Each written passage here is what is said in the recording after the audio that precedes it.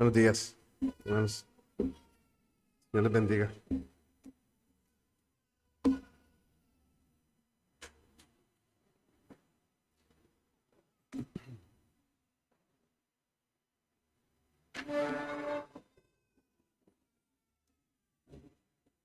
Hemos estado durante varios meses ya estudiando nuestra confesión de fe.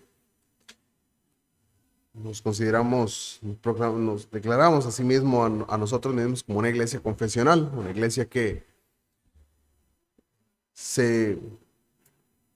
confiesa una fe particular, y esta fe particular la encontramos resumida de alguna manera en lo que tenemos aquí, un documento que se llama la confesión de fe. Si usted no tiene la confesión de fe, puede pedir una. Creo que hay ahorita confesiones de fe. Creo que al hermano José o a Corne, creo que es. Y hemos estado estudiando el capítulo 11 de nuestra confesión de fe, que tiene que ver con la justificación. Cómo se presenta el hombre justo delante de Dios. En nuestra primera lección de este capítulo vimos la justificación por la fe, haciendo énfasis en las diferencias entre el entendimiento católico romano, lo que era la infusión de la justicia, y el reformado protestante, lo que es la imputación de la justicia. Vimos cómo el entendimiento protestante y reformado, Cristo con su obra no solamente hace posible la salvación, en el capítulo 1, sino que la lleva a cabo completa a través de la doble imputación. Cristo toma todo nuestro pecado, todas nuestras faltas, y las lleva Él, y es castigado por la ira de Dios. De modo contrario, su justicia perfecta, su completa justicia mientras anduvo entre nosotros en la tierra, es imputada sobre nosotros, y Dios nos ve a través de esa justicia y nos declara justos. En la segunda clase, la clase anterior, vimos la línea que define claramente el medio de la salvación. La salvación es por la fe, sin las obras de la ley. Y la diferencia con aquellos que dicen que la salvación es por la fe, pero también con las obras de la ley. Entonces, así vimos también en la clase anterior cómo la fe es la causa instrumental, es el instrumento que Dios usa para dar forma a nuestra justificación.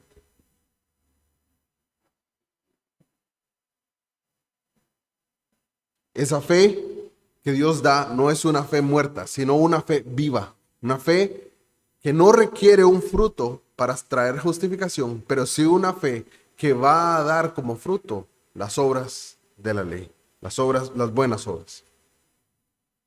Ahora llegamos a la tercera clase y avanzaremos a lo largo de estos párrafos que siguen. Pero vamos a orar primeramente. Señor y Dios, gracias damos en esta mañana. Tú nos permites venir en este día de reposo a encontrarnos contigo en tu palabra. Auxílianos en medio del estudio de esta confesión, aquello que encontramos en tu palabra, aquello que encontramos en la Biblia y que entendemos son las doctrinas necesarias para nuestra vida, para nuestra práctica y fe. No que creamos que en ellas tenemos inerrancia, pero sí que ellas apuntan a lo que encontramos en tu santa palabra, que sí es inerrante. Auxílianos en esta mañana a tener luz acerca de estas doctrinas y permítenos confiar en ti, oh Dios. En el nombre de Cristo Jesús. Amén. Vamos a leer el tercer párrafo de nuestra confesión. El tercer párrafo del capítulo 11 de nuestra confesión. Dice así: Cristo, por su obediencia y muerte, saldó totalmente la deuda de todos aquellos que son justificados. Y por el sacrificio de sí mismo en la sangre de su cruz, sufriendo en lugar de ellos el castigo que merecían, satisfizo adecuada, real y completamente la justicia de Dios en favor de ellos. Sin embargo, por cuanto Cristo fue dado por el Padre para ellos, y su obediencia y satisfacción fueron aceptadas en lugar de las de ellos, y ambas gratuitamente, y no por nada en ellos, su justificación es solamente de pura gracia, a fin de que tanto la precisa justicia como la rica gracia de Dios fueran glorificadas en la justificación de los pecadores. Tenemos un párrafo bastante amplio tocando doctrinas muy esenciales.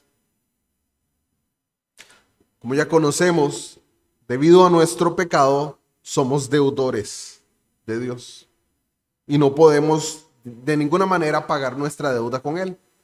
Esta deuda, tenemos que entender, es una deuda moral. Una deuda moral. Y tenemos que hacer una diferenciación entre lo que es una deuda moral y una deuda pecuniaria o una deuda financiera.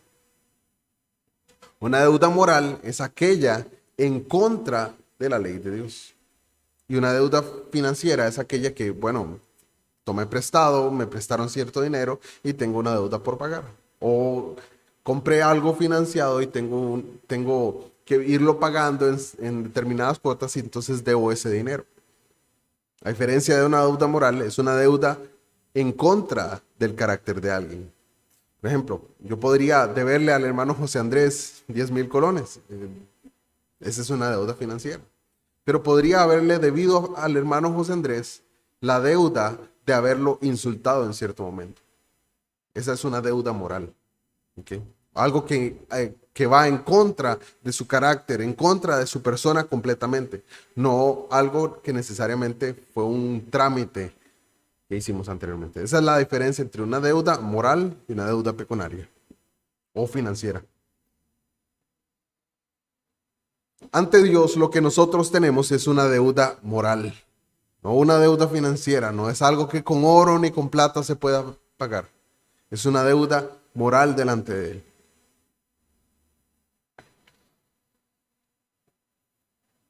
Al estudiar un poco más con respecto a la expiación, vamos a distinguir entre esa deuda moral y una deuda pecuniaria. Cuando hablamos de que Cristo pagó nuestra deuda, hablamos anteriormente en la parte de la justificación, en el primer párrafo y en el segundo, el primer párrafo, no estamos hablando de una deuda financiera, sino que ante Dios lo que tenemos es una deuda moral. Pero esa deuda moral, Cristo la paga. Cristo pagó por nosotros. El Padre, Dios el Padre, no estaba obligado de ninguna forma a aceptar la justicia de este pago. Pero en su gracia, que es maravillosa y enorme, acepta voluntariamente el pago que se ha hecho por nosotros. Y entonces así satisface de modo sustitutivo o vicario, como le dicen en otros documentos confesionales, la justicia de Cristo.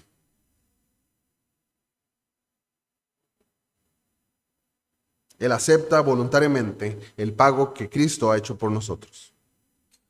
La confesión enseña que la deuda moral ha sido total y plenamente pagada. No hay nada más que agregarle a lo que ya Cristo hizo.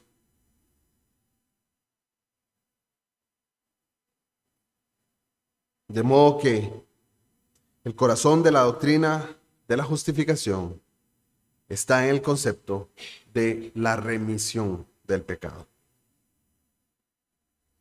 Tenemos muchas palabras en nuestro idioma que están vinculadas o tienen un nexo a dos palabras en latín. Una es mito y otra es miso. Sabemos o entendemos lo que son los misiles, ¿verdad? ¿Qué es un misil? Bueno, algo que es enviado. Y también tenemos la palabra una remisión. Cuando enviamos personas a un o cuando la iglesia envía personas a un campo extranjero para presentar a Cristo, se les llama misioneros. Entonces, la remisión es enviar de nuevo o enviar lejos. Y eso es lo que sucede en la justificación. Debido a la aplicación de la obra de Cristo en los creyentes, los pecados del creyente son remitidos. Entran en remisión y son enviados lejos. Y eso es maravilloso. Para entender mejor la relación entre la muerte de Cristo en la cruz y la remisión de nuestros pecados, es útil que consideremos algo que está en Levítico 16. No voy a leerlo, pero pueden ir a sus casas y leer qué sucede en Levítico 16, que es el día de la expiación. En ese día estuvo involucrado una cabra llamada el chivo expiatorio. Hemos escuchado esa palabra en medio de nosotros. Históricamente, en ese pasaje de Levítico 16, vemos cómo el sumo sacerdote pone su mano sobre la cabeza del chivo expiatorio para declarar la transferencia o la imputación de la culpa del pueblo a este macho cabrío. Hoy en nuestros días usamos este término, el chivo expiatorio, para cuando alguien se culpa de algo, ¿verdad? Cuando se le echa las culpas a ese y ese es el chivo expiatorio. Están todos en fila, ¿verdad? ¿Quién fue el culpable? Y todos dan un paso atrás y el que queda de frente, ese fue el chivo expiatorio. Es quien lleva la culpa. Así en ese pasaje de Levítico 16. Les recomiendo otra vez, pueden llegar a su casa y leerlo. En el Antiguo Testamento, este chivo expiatorio, este macho cabrío, recibió la culpa de todo el pueblo. Luego, esta cabra fue enviada fuera del campamento, al desierto, lejos de la presencia de Dios. De alguna manera tenemos que ver esto como una dimensión horizontal de lo que pasa en la justificación. Hay una dimensión vertical el día de la expiación, donde la sangre de un toro o de un macho cabrío se rocía sobre el propiciatorio, un lugar especial en el tabernáculo, en el lugar santísimo, y esta es elevada al trono de Dios. Pero también encontramos esta dimensión horizontal, estamos hablando, la del chivo expiatorio, donde se envía al chivo expiatorio cargado con los pecados del pueblo, esos pecados que fueron declarados sobre la cabeza del animal, y es enviado lejos.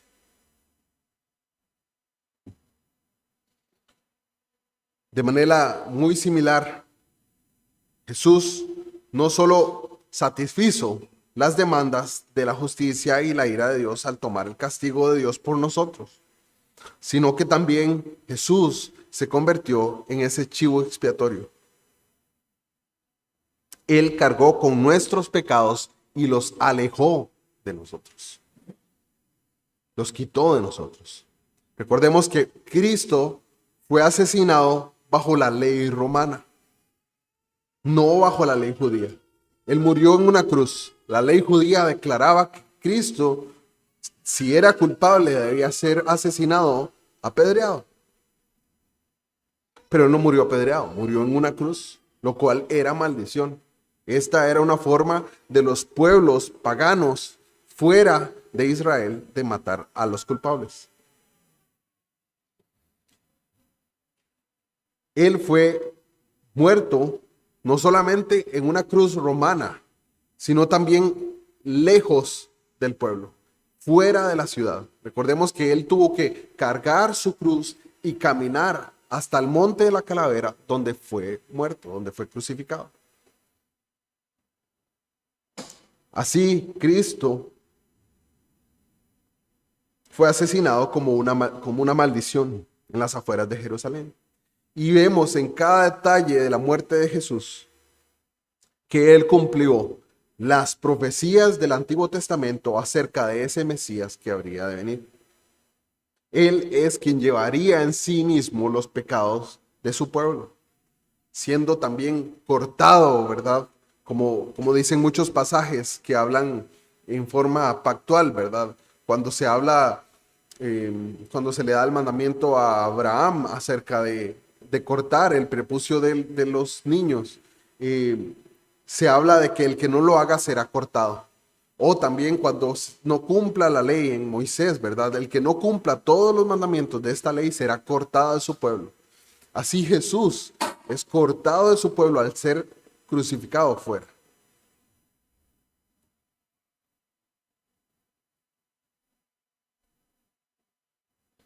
Él vino a ser hecho maldición por nosotros y fue enviado fuera del campamento. Jesús ciertamente tomó nuestro pecado lejos y al hacer eso, nuestros pecados son remitidos con él. Mira la pregunta, tenemos que entender la doctrina de justificación por la fe en todas sus áreas, en todas sus complejidades para poder ser salvos. Bueno, no completamente. Sin embargo, si lo entendemos y lo rechazamos, estamos confirmando que no hay salvación en nosotros, que no somos salvos. Necesitamos por lo menos un entendimiento simple y sencillo, básico, de la doctrina de la salvación para ser salvos, de la doctrina de la expiación para ser salvos. Debemos entender que somos pecadores y que no podemos salvarnos a nosotros mismos, que necesitamos un Salvador, que Dios es santo y que debemos poner nuestra confianza en algo más que en nuestras propias obras. Debemos ponerlas en Jesús y en su justicia, para así esa satisfacción que Él ganó sea contada en nosotros. Muy importante ver la imagen del hombre que es crucificado al lado de Jesús. Ese hombre se nos narra que está blasfemando el nombre del Señor y está haciendo burla a un crucificado a la par mientras están muriendo. Pero en cierto momento este hombre les da luz del Espíritu y les da convicción.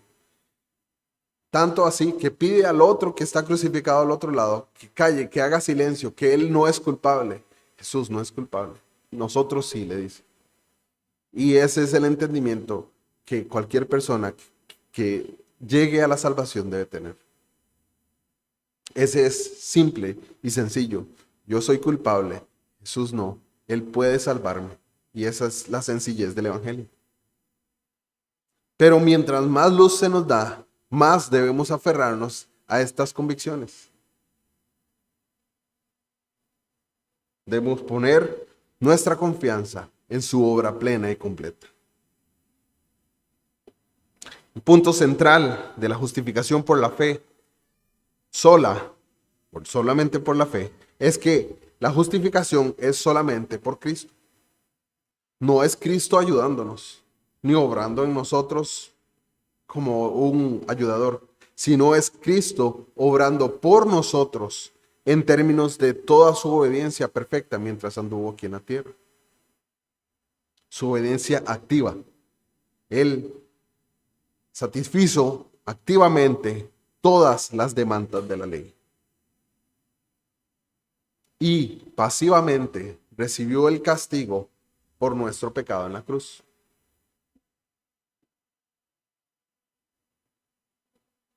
Muchas veces se nos llama a que no somos tan malos como podemos ser, y eso es verdad.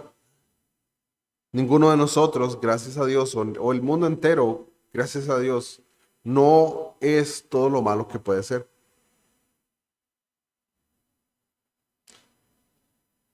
Imaginemos círculos dentro de una pizarra, 3 círculos. El primer círculo representa a Dios. El pecado de Dios, si tuviera que sombrear o marcar ese pecado, no tendría ninguno, es solo el círculo blanco, sin nada adentro. El siguiente círculo representa a Cristo. Y de nuevo, no habría nada que sombrarle. Él es limpio, es puro, santo.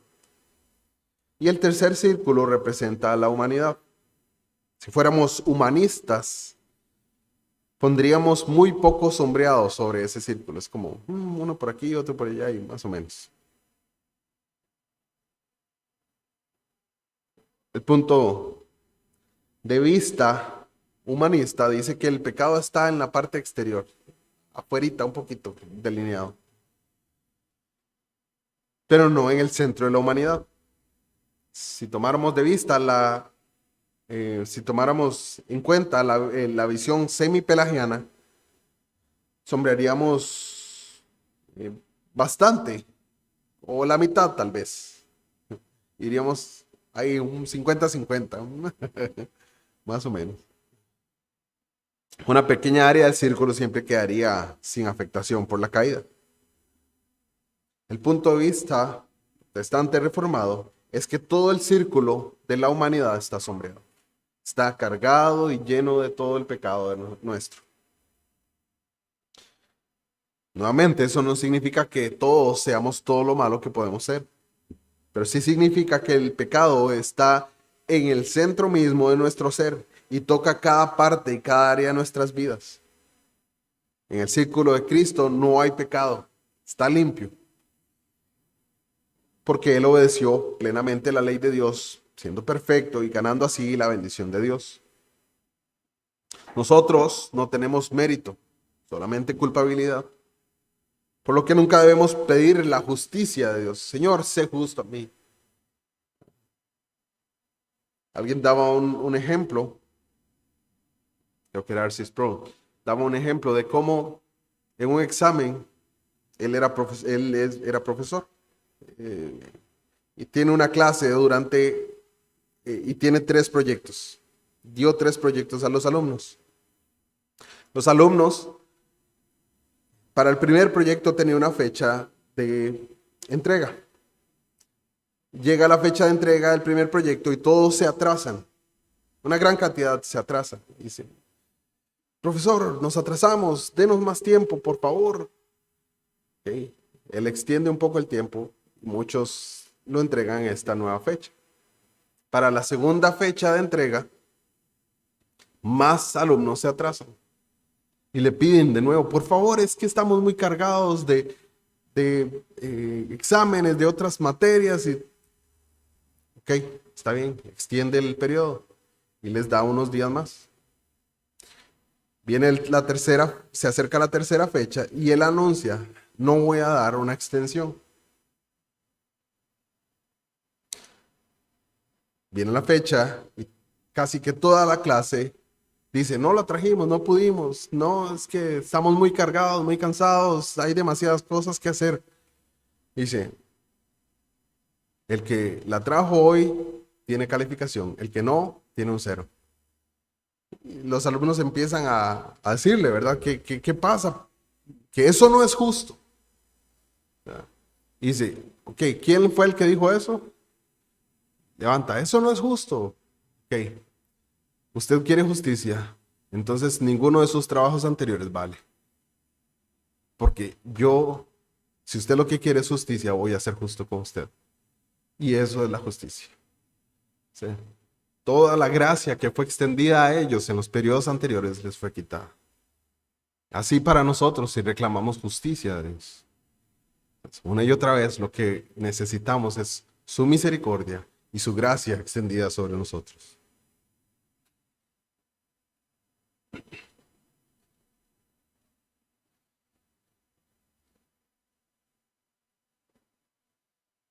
En la cruz tenemos que entender, nuestra culpabilidad fue transferida, imputada en Cristo.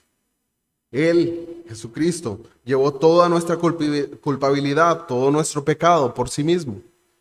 Cristo se convirtió en el objeto más obsceno, sucio, jamás puesto ante los ojos de Dios. Cristo tomó sobre sí mismo toda nuestra culpa y contaminación y fue hecho maldición por nosotros. No podemos entender lo que estaba pasando en esa transacción. No plenamente. No es de extrañar que Cristo dijera en la cruz, Dios mío, ¿por qué me has desamparado? vemos ese pasaje anunciando, ¿verdad? Lo que leemos en el Salmo 22. En esa cruz, a los ojos del Padre, Cristo fue absolutamente repugnante por todo el pecado que cargaba. Pero una vez más, toda nuestra culpabilidad fue transmitida a Cristo en ese momento. Y así, de esa manera, todo el círculo manchado de nuestra humanidad es limpiado. Y en lugar es puesto Cristo, limpio, sin ninguna mancha interna. Y así nos ve el Señor. Él ve a Cristo cuando nos ve a nosotros, si hemos sido justificados. Hemos dicho que todo lo que Jesús hizo fue pagar el castigo por nuestros pecados y eliminar nuestra culpabilidad. Pero si es solo eso, eso nos llevaría al punto inicial. Estaríamos como Adán en el Edén, con la obligación de guardar perfectamente la ley de aquí en adelante.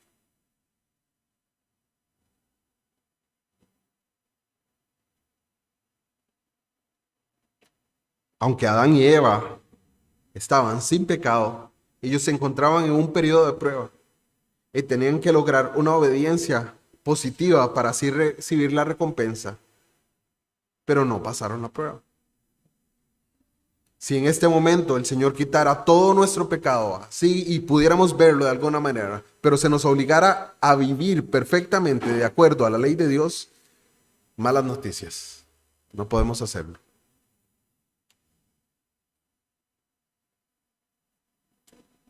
Lo importante es entender que en ese momento de la crucifixión del Señor, no solamente Jesús tomó nuestra culpabilidad, sino que también su justicia, su obediencia perfecta es transmitida y dada a aquellos que creen en Él.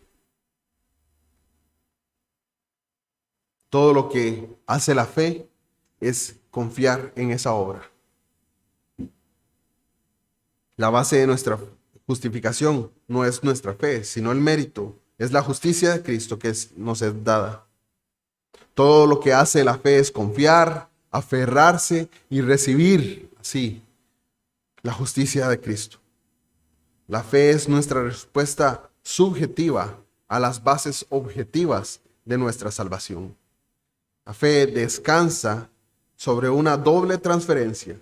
Nuestra culpa a Cristo, la obediencia de Cristo y su justicia a nosotros. Eso ocurre en el momento en que creemos. Esto no pasa ni antes ni después. Todo lo que Cristo es y todo lo que tiene se vuelve nuestro. Y todo lo que somos, fuimos, se vuelve de Él.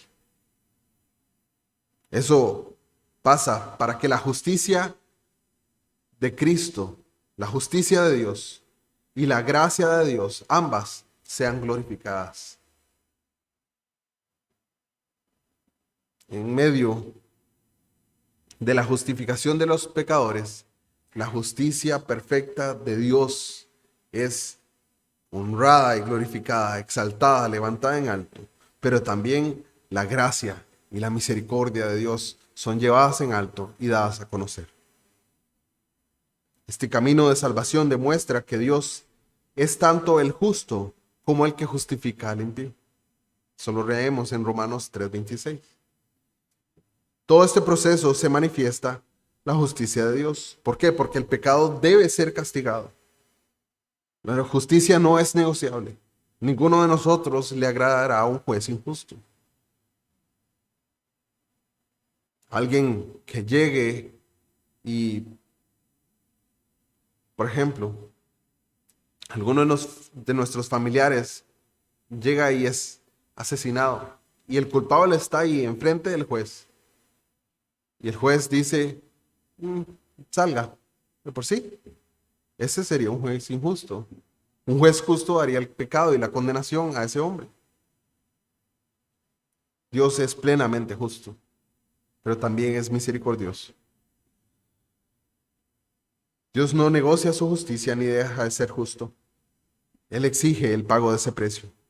Por eso, las buenas noticias son que Cristo lo paga. Cristo pagó.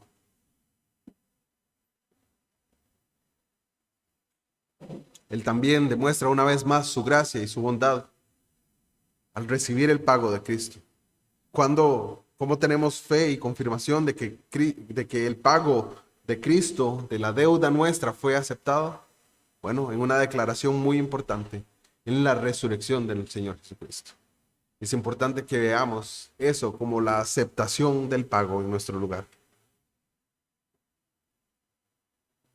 Vamos ahora al párrafo 4 del capítulo 11. Y leemos así. Desde la eternidad, Dios decretó justificar a todos los elegidos. En el cumplimiento del tiempo, Cristo murió por los pecados de ellos y resucitó para su justificación. Sin embargo, no son justificados personalmente hasta que, a su debido tiempo, Cristo les es realmente aplicado por el Espíritu Santo. La sección 4 de este párrafo afirma que el Espíritu Santo, a su debido tiempo, realmente y verdaderamente aplica a Cristo y su obra completa a aquellos que han sido elegidos por Dios. ¿Y cuándo hace eso? ¿Cuándo entonces es aplicada esta salvación? Bueno, en tan pronto creamos en Él. No antes, no después. El Espíritu Santo, claramente, a través de la regeneración, es quien crea y da al lugar la fe en nosotros para que podamos creer en la obra de Cristo. Sin la obra del Espíritu Santo no podemos creer en eso. Bueno, algunos pasajes nos hablan acerca de que todo esto sucedió antes de la fundación del mundo. Ahí vienen las incógnitas. Entonces, bueno, nunca estuve perdido, porque si siempre fui escogido de Dios, nunca estuve perdido. No. Claramente nos habla la palabra, aunque no nos menciona directamente, son dos categorías distintas. La eternalidad y el decreto de Dios, como lo vimos en el estudio de nuestra confesión anteriormente, es de alguna manera diferente o distante a nuestra línea del tiempo, donde las cosas ocurren de acuerdo al tiempo. La obra eterna del decreto de Dios declara que Él escogió de antemano a aquellos que habían de ser salvos y trae la salvación al lugar en el tiempo cuando reconocemos y el Espíritu Santo aplica esa salvación a nuestras vidas. Si usted es un creyente y ha sido salvo por la gracia de Dios, usted sabe que en un momento el Señor transformó su vida. Hubo un momento donde usted vio la luz y entendió y comprendió las maravillas de la salvación de Cristo, la salvación de Dios, cuando Él aplicó esa obra completa de Jesús a su vida. Y usted entonces reconoció que era pecador y que no podía salvarse a sí mismo. Ese día, si usted confió en la obra de Cristo, usted es salvo.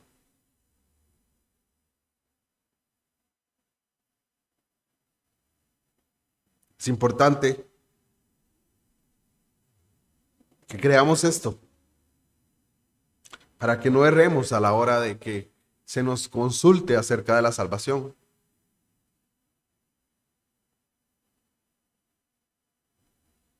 Vamos a leer el párrafo 5 y avanzar un poco también. Dice el párrafo 5. Dios continúa perdonando los pecados de aquellos que son justificados. Y aunque ellos nunca pueden caer del estado de justificación, sin embargo pueden por sus pecados caer en el desagrado paternal de Dios.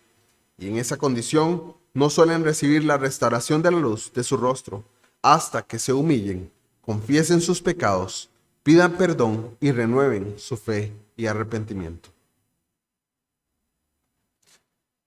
como hemos estado comparando, el punto de vista católico romano es que somos justificados por la fe y las obras. El punto de vista antinomiano de aquellos que niegan la ley es que somos justificados por la fe sin obras, sin ninguna obra. Pero desde el punto de vista reformado, somos justificados solo por la fe. Y esta fe inevitablemente produce buenas obras.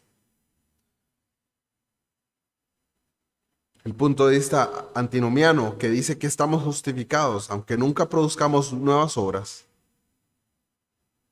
fue abordado por Pablo cuando dijo que ¿hemos continuar en el pecado para que la gracia abunde? Él responde a esa pregunta retórica: de ninguna manera. Eso lo encontramos en Romanos 6, principio. Cuando experimentamos el perdón gratuito y la misericordia de Dios de nuestros pecados, será posible que digamos en ese momento: bueno, mejor sigo pecando, porque de por sí ahora estoy libre de la ley.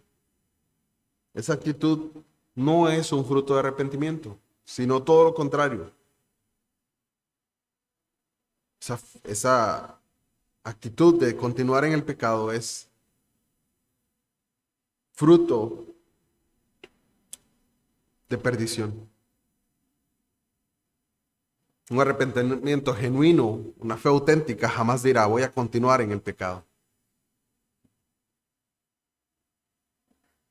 En esta sección que leímos de la confesión, dice que Dios continúa Dios continúa perdonando los pecados de aquellos que son justificados. Dios no hace un borrón y cuenta nueva.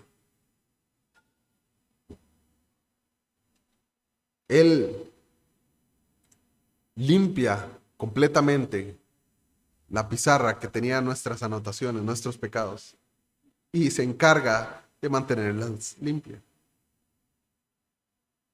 Pero ahora nosotros, con una nueva naturaleza que nos ha sido dada, sí podemos trabajar junto al Espíritu en nosotros en el proceso de santificación.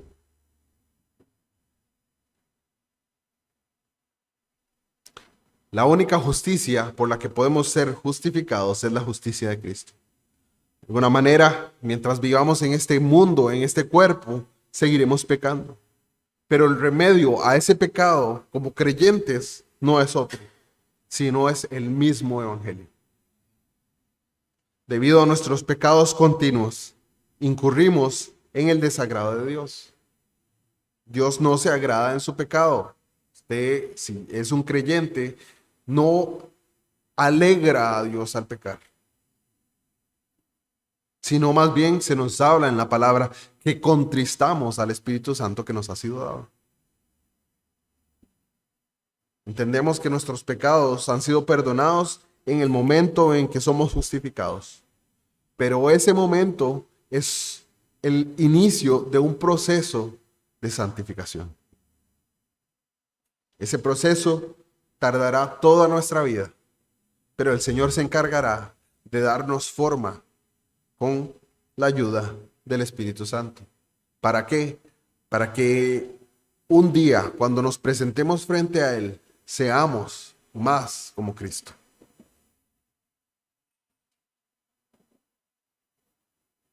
Este proceso de santificación lleva al hombre a pasar de aquella piedra, aquella escultura en potencia, a ser aquella escultura moldeada, afinada en la imagen de Jesucristo.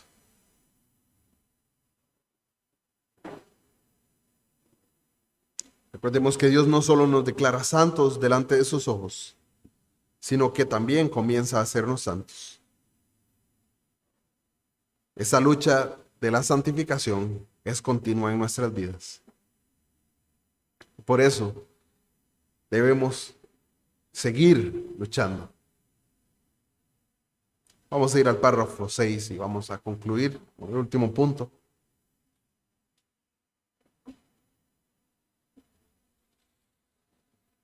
La justificación de los creyentes bajo el Antiguo Testamento fue, en todos estos sentidos, una y la misma que la justificación de los creyentes bajo el Nuevo Testamento.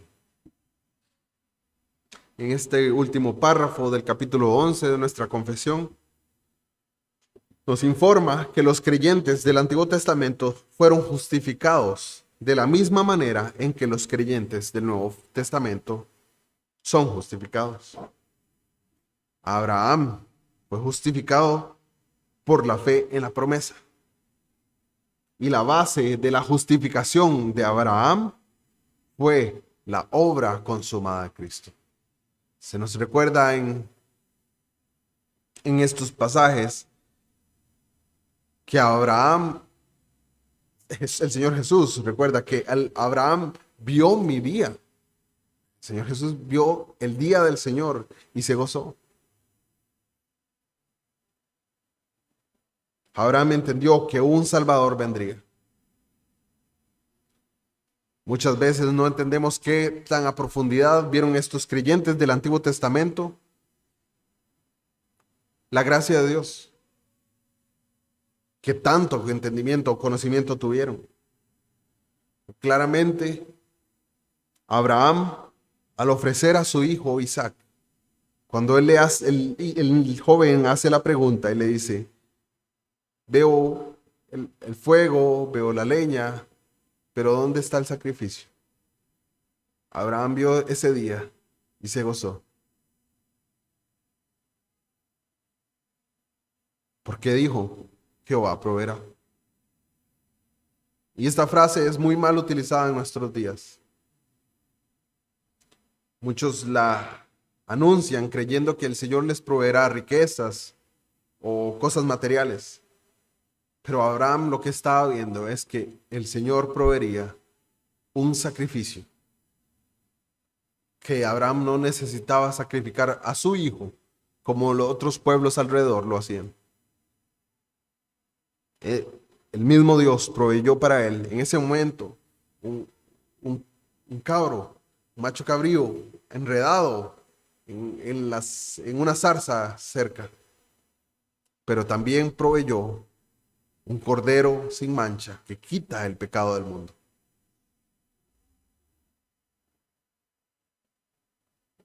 Abraham creyó en la promesa de Dios de realizar esta obra en el futuro. Nosotros estamos viendo el otro lado de la expiación y confiamos en el cumplimiento de esa promesa. Esa es la única diferencia con los creyentes del Antiguo Testamento. Ellos veían hacia adelante aquello que vendría. Nosotros vemos hacia atrás a lo que ya sucedió.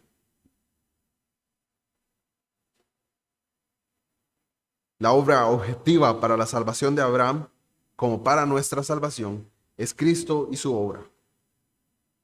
Algunos creen que en el Antiguo Testamento el camino para la salvación era diferente del camino para la salvación en el Nuevo Testamento. Pero eso va en contra de la clara enseñanza del Nuevo Testamento, que nos enseña que Abraham fue justificado solo por la fe, tal y como lo somos nosotros. Nos bastará una lectura al libro de los Hebreos, el capítulo 11, para entender la salvación por la fe en el Antiguo Testamento.